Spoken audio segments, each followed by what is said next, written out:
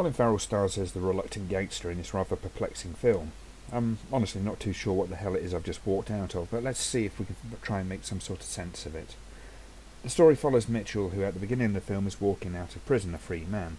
Almost as soon as he gets out the door, he's being dragged back to his old ways, despite his protests, and while protecting his sister from the advances of an insistent young man, he attracts the attention of a beautiful movie star who invites him to be the security in place of the rather useless one they currently employ. Mitchell's dual life pulls from either side, and the demands become increasingly more violent, threatening to draw him back to his old life for good. As revenge and a push to control his destiny become his motivating drive, we follow Mitchell as he fights for a normal life, while all the time threatening to revert irretrievably to his former life. London Boulevard has left me in a rather confused state. Trying to follow the various threads is like trying to watch two films at the same time. What I can appreciate is that the story of Mitchell's life is basically split into the two main threads that mirror each other in some respects. The problem for me was the way that the story divides itself two ways, but for the most part it doesn't seem to be able to marry those two parts together in any particularly coherent way. This disjointed sensation did rather baffle me, and I'm honestly not sure if it was just the movie or if it was me. And I did sit there feeling somewhat confused for most of the time. Not that this really ruined the movie for me though, oddly enough. It does still stay interesting in a rather baffling way. The story is not the only thing that gets a bit confused though, as the film does rather try to mix all sorts of styles and aesthetics. For example, a contemporary setting with a constant unrelated allusions to the 60s, amongst other things. All this gets a bit disorientating as you try to work out what era this is actually supposed to be set in. It's all a bit disparate in these kinds of regards, and as a viewer, I was struggling at some points to make sense of this.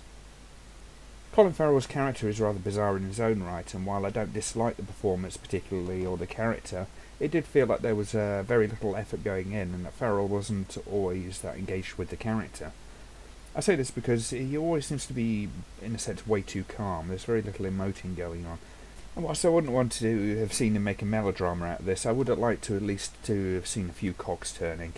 There are some moments where he does reach some emotional height, for instance, where he argues with the big bad gangster boss in the form of the always entertaining and menacing Ray Winston, and a few moments besides that, but honestly most of the film he's just a bit too understated to the point where he sometimes feels as if he's reading the lines well, but without having a feeling for what's actually going on.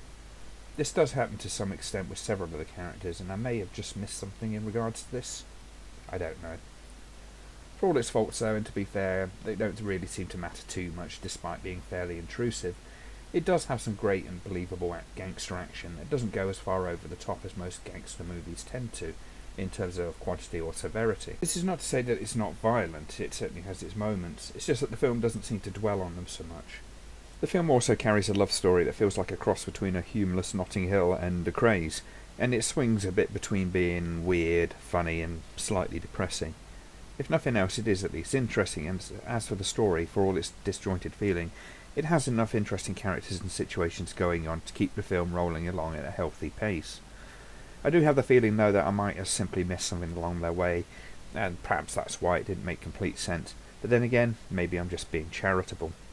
Suffice to say, I've had a lot worse time in the cinema, and leaving a little ambivalent wasn't too big a price to pay for seeing what was at the very least a stylish and rather different film. It manages to buck a few clichés while glorying in others, and it manages to have an ending that is, at the very least, not obvious, though it was a bit mean-spirited. It's worth a watch even if it does leave you a little bit torn as to what you've just seen.